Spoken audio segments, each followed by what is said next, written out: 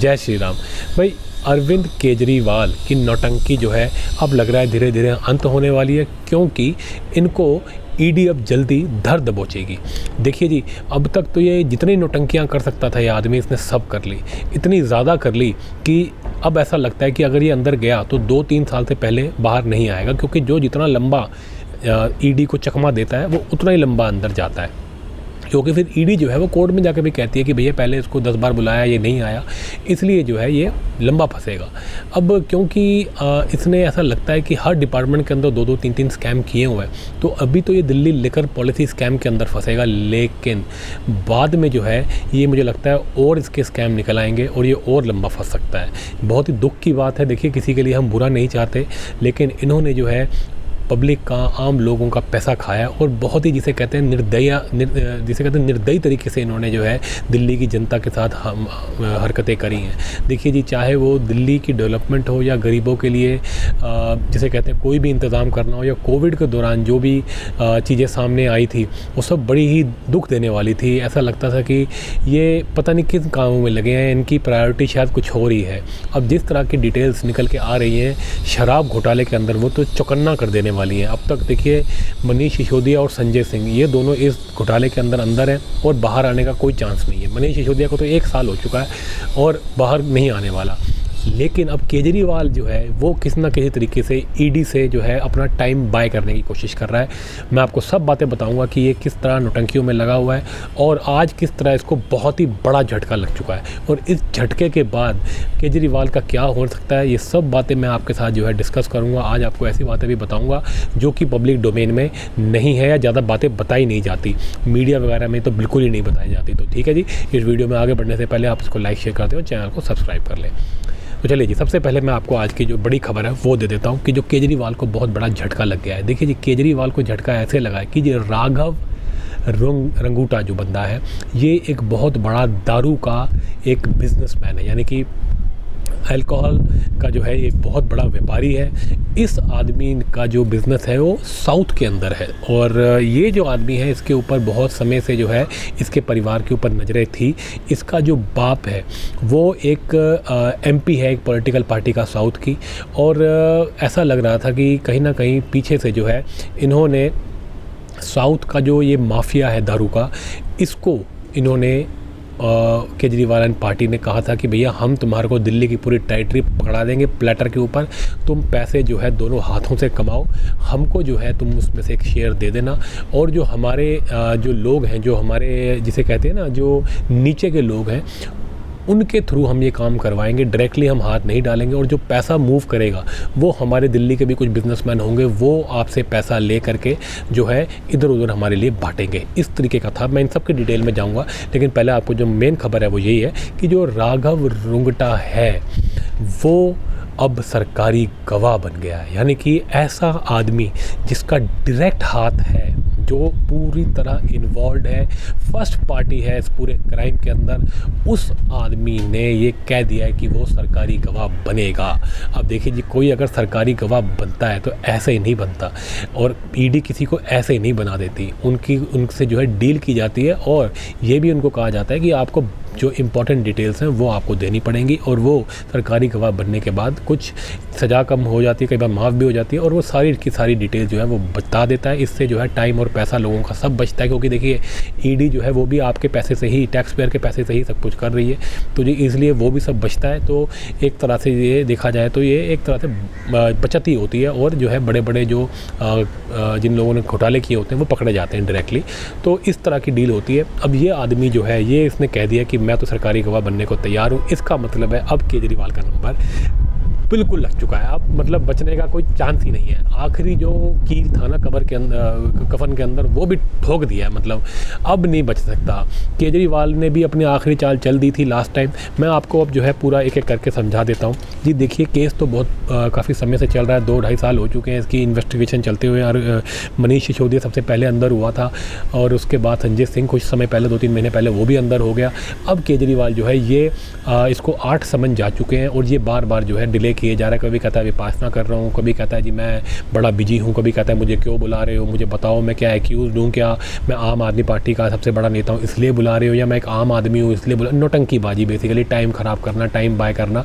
पीछे से जो वकील हैं बड़े बड़े, कांग्रेस पार्टी के अभिषेक मनु सिंघवी, ये और भी जो बड़े बड़े वकील हैं, ये इनके साथ जो है लगा हुआ है। कोई काम नहीं कर रहा दिल्ली के लिए। दिल्ली की जनता त्रस्त है। कूड़ा जो है दिल्ली का, वो मतलब आप ये मान के चलिए वो पहाड़ जो है ना बन चुका है। पहले दिल्ली के अंदर कुछ ही जगहें होती थी जहाँ कूड़े का ढेर हुआ करता था। आज हमारे दिल्ली के सब्सक्राइबर हमें फ़ोटोएँ खींच के भेज रहे हैं कि ऐसी जगहों पर जो बिल्कुल साफ़ सुथरी हुआ करती थी वहाँ पर कोई कूड़ा नहीं हुआ करता था, वहाँ पर कूड़ों के पहाड़ बन चुके हैं। दिल्ली का जो पोल्यूशन है वो तो पूरी दुनिया में मशहूर है।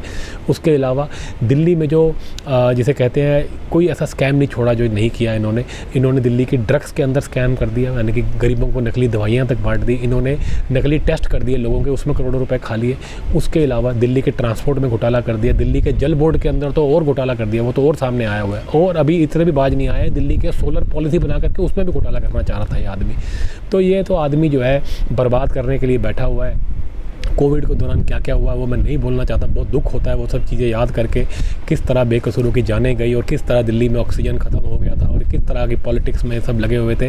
मैं किसी को उस टाइम के लिए ब्लेम नहीं करना चाहता, लेकिन बहुत दुख होता है उस समय को याद करके कि किस तरह जो है दिल्ली त्रस्त थी और दिल्ली के अंदर हाहाकार मचा हुआ था। ये हमारे खुद के जिसे कहते हैं फ्रेंड्स और हमारे जो दिल्ली के सब्सक्राइबर्स हैं उनसे भी हमारी बात हुई है। और देखिए जी, ये कहीं ना कहीं बात सबको पता ही है कि दिल्ली का बहुत ही बुरा हाल हुआ था कोविड के दौरान।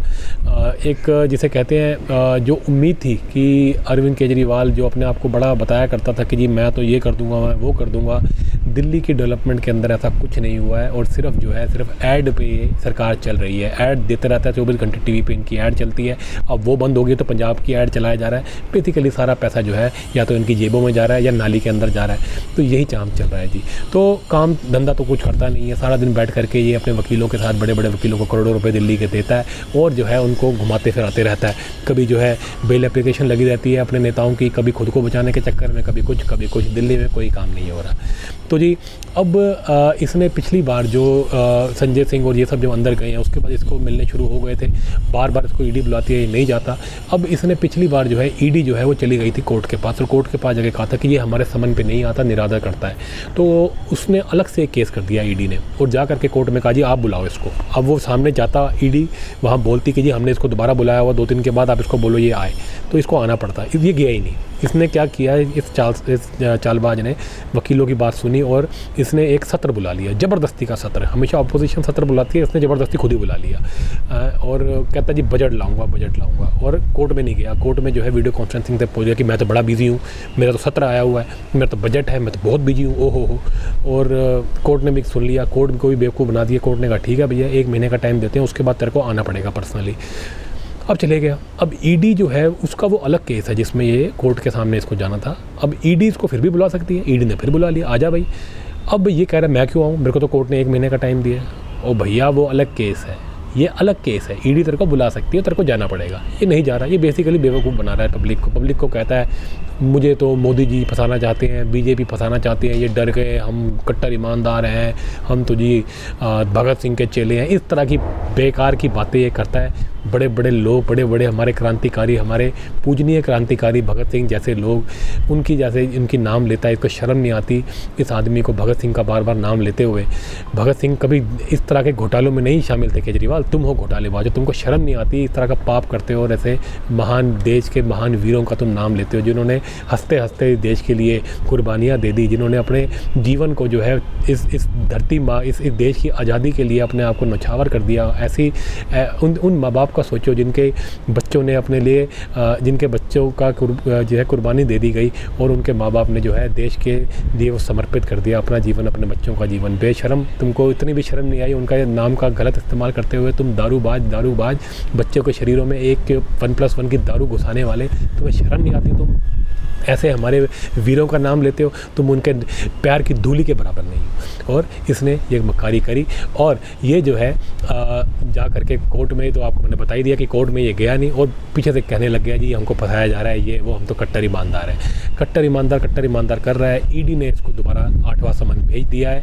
इसको 4 तारीख को पेश होना था। अब इस दौरान पीछे से जो है ईडी का समन भेजने से पहले इसको एलजी ने कहा भाई तू सत्र बुला के बैठा है बेकार का, इसके अंदर बजट लाना था, बजट क्यों नहीं ला रहा तू? अब ये बजट जानबूझ के नहीं ला रहा था क्योंकि इसको ये था कि जिस दिन ईडी बुलाएगी उसी दिन बजट को पेश कर दूंगा, तो मैं एक दिन और मिल जाएगा मुझे, एक समन और मैं ईडी को बेवकूफ़ बना लूँगा। इसने वही चाल चली। जैसे ईडी ने इसको बुलाया तो 4 तारीख को हमारे पास आ, इस आदमी ने 4 तारीख को ही बजट का सेशन बुला लिया और कह दिया है जी कि हम तो बजट के लिए बिजी होंगे। आतिशी करेगी बजट को पेश और ये उस दिन कह देगा मैं तो बहुत बिजी हूँ इसलिए मैं नहीं आ सकता, बजट आने वाला, मेरा तो बजट आया हुआ, मैं तो नहीं आ सकता। फिर ईडी ने समन भेजेगी, कब तक कर लेगा? 10 समन के बाद तो हेमंत सोरेन को भी उठा के ले आई थी ईडी। ये कब तक बचेगा? कब तक जो है ये भागता फिरेगा? कब तक जो है अपनी जान छुड़ाता फिरेगा? कुकर्म इतने कर दिए तूने केजरीवाल, अब तू नहीं बच सकता।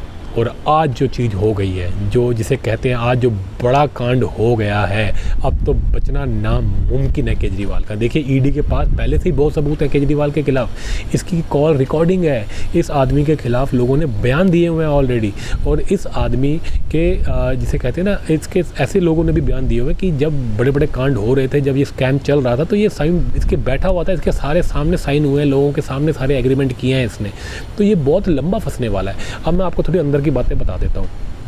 इन्होंने स्कैम ऐसे किया था, वो जो ये मंगूटा जो है, ये आदमी राघव मंगूटा, ये बता रहा है कि इसने ये कहा है कि मेरे पास मैंने आपको जो बताया है वो तो मैंने बताया, ये वो तो सब सच ही है, लेकिन मैं और बातें तभी बताऊंगा जब मुझे जो है आप सरकारी गवाह बना लोगे। तो वो अब और बातें बताना चाहता है। अब तक जो चीज़ें बाहर आ चुकी हैं वो यही है कि एक तो इन्होंने दिल्ली का बंदा फंसा रखा था, दिनेश अरोड़ा, वो भी एक दारू का सप्लायर था, उसके थ्रू ये काम करवा रहे थे।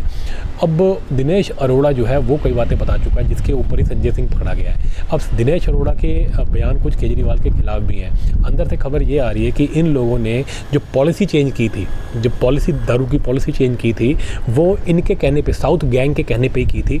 और उसकी जो गैंग का जो सरगना है, यानी कि ये जो मंगूटा है, इसका जो बाप है, जो कि एक पॉलिटिशियन है, वो दिल्ली आता था केजरीवाल से मीटिंग करने, और वो आ करके यहाँ पे बातें करता था कि पॉलिसी में ये करो, पॉलिसी में वो करो। वहीं से करके इन्होंने पॉलिसी ऐसी बनाई, वो बढ़ा दिया और इनको जो है सप्लायर्स को, जो कई सप्लायर्स को बंद कर दिया और इनकी दारू बेचनी शुरू कर दी। इनको पैसा आने लगा। बीच में जो है पैसा जो था, जो इनके पास एक्स्ट्रा जा रहा था, उसमें से जो पैसा जो है ये उठा करके केजरीवाल के बंदों को दे रहे थे। दिनेश अरोड़ा पहले ही कह चुका है कि 2 करोड़ रुपए उसने इसको दिए थे संजय सिंह को, ये उसी पैसे में से था। और उसने एक बात और भी बताई है कि 48 करोड़ दिनेश अरोड़ा ने इसी साउथ वाले गैंग से लिए थे, जो कि केजरीवाल के को मिलने थे। उसी पैसे को उसने साउथ वाले गैंग से ले करके एक एडवर्टाइज़र को दिए।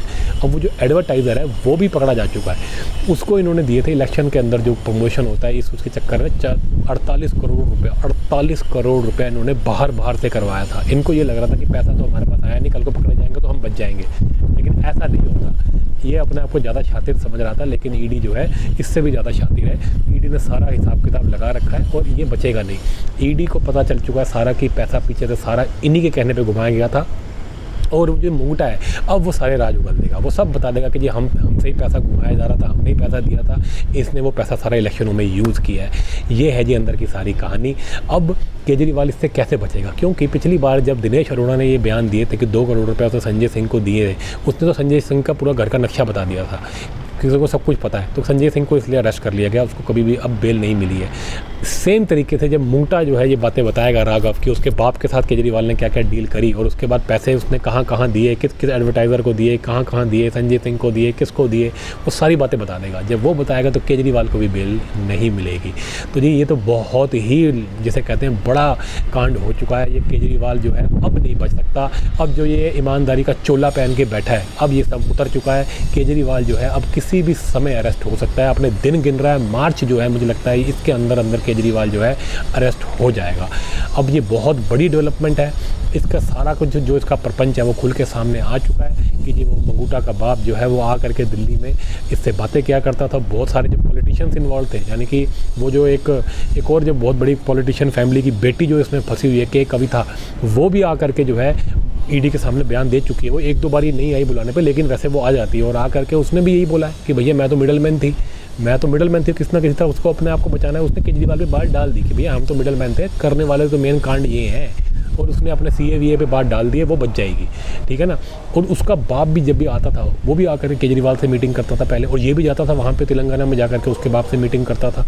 अब उसकी बेटी फंस गई है और कहीं ना कहीं वो बेटी जो है वो तो बच जाएगी, वो केजरीवाल का नाम ले लेगी सच सच, और केजरीवाल फंसेगा। तो केजरीवाल तो हर तरफ से फंसा, और डायरेक्ट आदमी जो दारू का जो मेन सप्लायर जो इसमें इन्वॉल्व था, जिसका मतलब खानदानी काम है ये वाला, यानी ये मंगूटा जिसकी मैं बात कर रहा हूँ, वो भी आकर के बोल जाएगा। वो भी कोई पॉलिटिशियन तो है नहीं, वो आकर के बोल जाएगा और केजरीवाल जो है चारों तरफ से फंस जाएगा। इतने बड़े बड़े सबूत, अब केजरीवाल बाहर नहीं निकलने वाला। दिल्ली का पैसा इसने लूटा है, और सिर्फ यही स्कैम नहीं, इसके बाद और भी बहुत सारे स्कैम निकलेंगे, ये उनमें भी पकड़ा जाएगा। और आप देखिएगा ये बहुत लंबा अंदर जाने वाला है। बड़ी दुख की बात है, लेकिन सच यही है कि दिल्ली वालों के आंखों के सामने ये दोनों हाथों से 10 साल से लूट रहा था। और इसके अंदर सबसे ज़्यादा जो इसका साथ दिया वो मीडिया ने साथ दिया, जो आज भी आपको ये बात नहीं बता रहा। आज भी आपको ये बात किसी ने नहीं बताई होगी, मैंने आपको ये बताई है। बहुत ही कम चैनल हैं जो इस बारे में बात कर रहे हैं, लेकिन ये अपडेट मैंने आपको दिया। होपफुली आपको ये अच्छा लगा होगा अब सुन करके कि जो सारी इन्फॉर्मेशन मैंने आपको दी। अब ये जो इन्फॉर्मेशन है ये आप अपने फैमिली और फ्रेंड्स के साथ भी शेयर करें और केजरीवाल की सच्चाई बताएं, क्योंकि मीडिया तो नहीं बताएगा। क्योंकि मीडिया को, जैसे मैंने आपको बताया, इसने पैसे दे दे के यहाँ तक भर रखा है, वो तो नहीं बोलेंगे, इससे कोई सवाल नहीं पूछेंगे। 48 करोड़ तो ये ऐसे ही लोगों के मुँह पर फेंक रहा था एडवर्टाइजर्स के, तो ये मीडिया वालों को कितना पैसा देता होगा, तो वो तो कभी नहीं बोलेंगे। ये अरेस्ट हो जाएगा, उसके बाद भी इसके खिलाफ कुछ नहीं बोलेंगे। तो लेकिन आपको बताना ये एक बात ज़रूरी थी कि ये बहुत मक्कार आदमी है। और दिल्ली वालों से तो स्पेशली मैं ये बोलना चाहूँगा कि आप इस बात की डिमांड करें कि इस आदमी को जल्दी से जल्दी अरेस्ट किया जाए, उससे सारे पैसे निकलवाए जाएँ जो उसने खाए हैं दिल्ली के लोगों के, तभी जो है न्याय होगा, नहीं तो कोई न्याय नहीं होगा। इसलिए आप मोदी साहब के साथ खड़े रहें और उम्मीद करें कि जल्दी से जल्दी इस आदमी के साथ न्याय हो। तो चलिए जी, अगर आपको ये वीडियो अच्छा लगा हो तो इसको लाइक शेयर जरूर करें और चैनल को सब्सक्राइब करना बिल्कुल ना भूलें।